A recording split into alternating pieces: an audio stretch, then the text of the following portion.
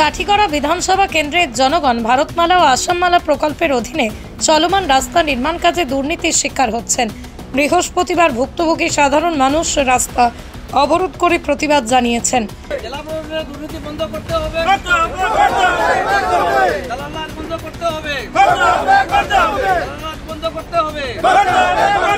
তাঁদের অভিযোগ, প্রকল্প বাস্তবায়নের দায়িত্বে থাকা কিছু দালাল ও পাটোয়ারি মিলে দুর্নীতি ও স্বেচ্ছাচারে লিপ্ত হয়ে পড়েছেন।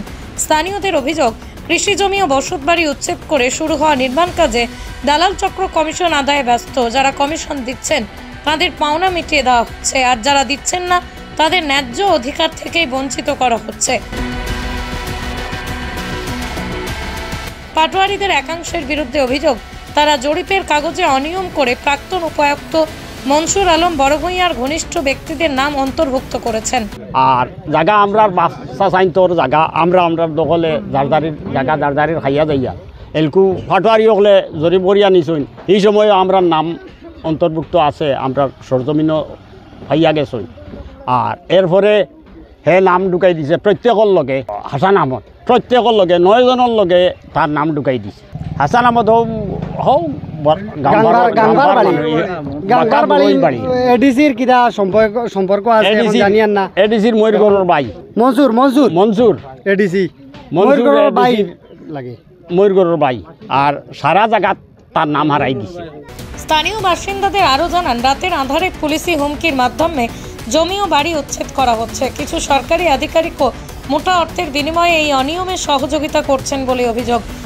ভারতমালা প্রকল্পের যে জমি অধিগ্রহণ, সেই জমি অধিগ্রহণে আমাদেরকে অগ্রিম কোনো নোটিশ দেওয়া হয় না, এবং উচ্ছেদ করার লাগে যে কাঠিগড়া সার্কুল অফিসার দলবল নিয়ে আসে আমাদেরকে জোর জবরদস্তি করে উচ্ছেদ করেছেন। এবং ওই দিকের যে আমাদের বাড়িঘর আছে বা এখানে যে পার্শ্ববর্তী যে বিল্ডিংটা আছে, ওই বিল্ডিংটার যে ক্ষতিপূরণ, এই ক্ষতিপূরণ বাবদ মাত্র 16 লাখ টাকা দেওয়া হয়েছে।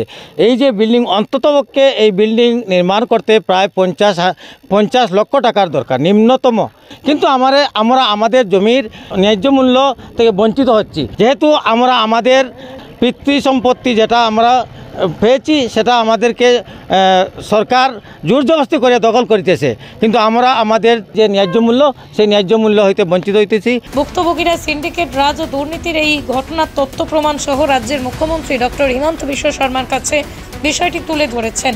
তবে এখনো পর্যন্ত সমস্যার কোনো সমাধান না হয় বাধ্য হয়েই তারা রাস্তায় নেমেছেন। দ্রুত ব্যবস্থা না নেওয়া হলে বৃহত্তর আন্দোলনের হুঁশিয়ারি দিয়েছেন প্রতিবাদকারীরা।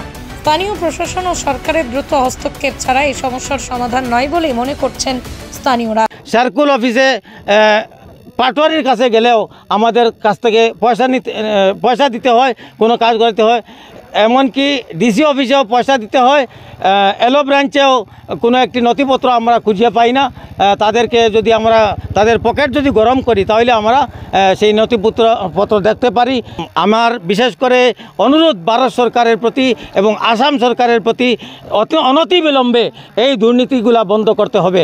আমাদের ন্যায্য পাওনা যেগুলা, সেগুলো আমাদেরকে দিতে হবে। দালাল আছে, কাঠিগড়া সার্কুল অফিসার, সার্কুলের যে স্টাফগুলো আছে, নুরুলও আছে, এলো ব্রাঞ্চের জয় সিং, জাকির, এরপরে আরেকজন শর্মা করে আছে। ওদের দালালিতে এরকম হচ্ছে, ওরা পয়সা নিচ্ছে এবং যাদের নিম্নমানের জমি ওদেরকে বেশি টাকা পাইয়ে দিচ্ছে, আমাদেরকে কিন্তু স্বল্প মূল্য দিতেছে, যেটাতে আমরা সন্তুষ্ট নয়। আমরা ভারত সরকার এবং আসাম সরকারের কাছে একটা জোরালো দাবি জানাইতেছি যে আমাদেরকে ন্যায্য মূল্য দিতে হবে এবং অনতিবিলম্বে এই দুর্নীতিগুলা বন্ধ করতে হবে। যারা দুর্নীতি করছে দালাল রাজটা বন্ধ করতে হবে এবং সিন্ডিকেটগুলা বন্ধ করতে হবে।